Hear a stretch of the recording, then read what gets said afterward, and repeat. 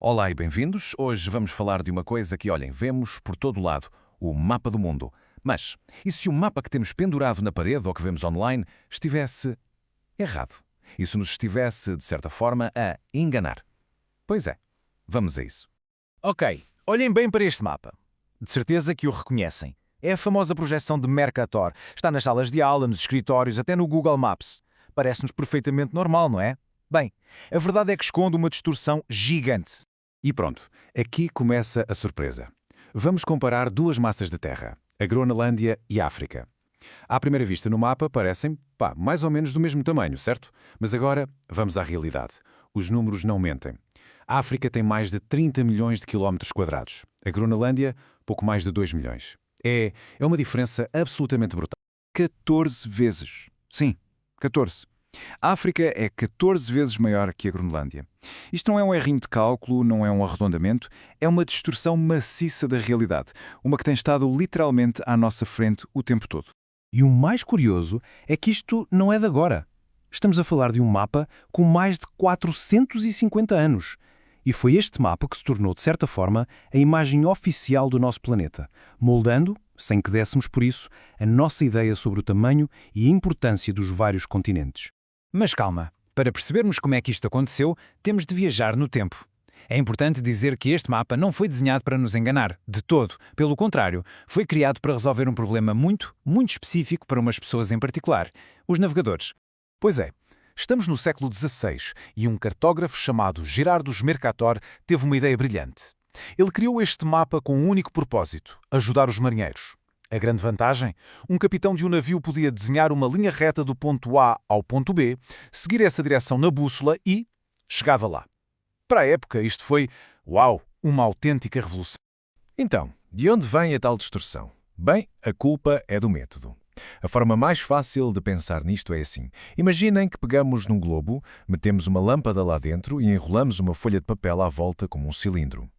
A luz projeta a sombra dos continentes no papel. O problema é que, para o mapa ficar retangular, as zonas perto dos polos têm de ser esticadas. E é por isso que a Groenlândia, a Europa e a América do Norte parecem enormes. E aqui chegamos a um ponto fundamental. É que é matematicamente impossível fazer um mapa plano perfeito de um planeta redondo. Pensem nisso. É como tentar achatar uma casca de laranja sem a rasgar. Não dá. Todos os mapas planos têm distorções. A grande questão é sempre: qual distorção estamos dispostos a aceitar? E porquê? Pois é, e é essa escolha que acaba por ter consequências que vão muito para além da cartografia. O que nasceu como uma ferramenta super útil para navegadores acabou por se transformar, sem querer, numa imagem que influencia a nossa percepção sobre o mundo, sobre quem é grande e quem é pequeno. Vamos ver o impacto disto na prática. Os países do chamado Norte Global parecem gigantes, inchados, e os países do Sul Global, como a África e a América do Sul, parecem muito mais pequenos do que são. Olhem só para este exemplo: o Brasil e o Alasca. No mapa parecem ela por ela. Na realidade, o Brasil é 5 vezes maior. E o pior é que esta imagem errada está por todo o lado, cimentada por ferramentas que usamos todos os dias sem pensar duas vezes. Isto não é só uma pequenice de geógrafos. Como disse bem Selma Malika Haddadi, da Comissão da União Africana, pode parecer que é só um mapa, mas na verdade não é. O que está em causa aqui é muito mais profundo. É uma questão de representação, de percepção e até de respeito. A linguagem de quem luta por esta mudança é de facto muito forte.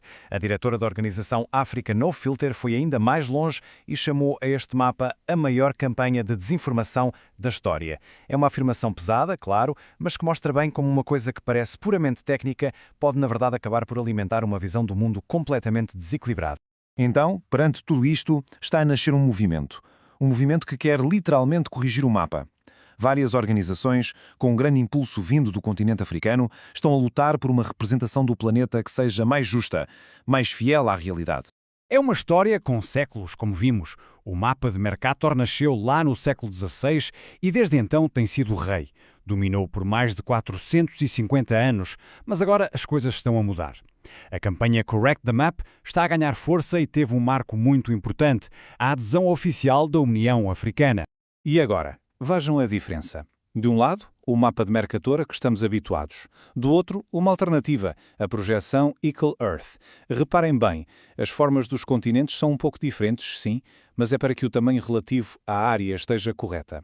Vejam só como a África e a América do Sul ganham a sua verdadeira dimensão. É impressionante, não? Porque, no fundo, o que isto nos ensina é uma lição muito importante. É que os mapas não são só ciência e matemática. São muito mais do que isso.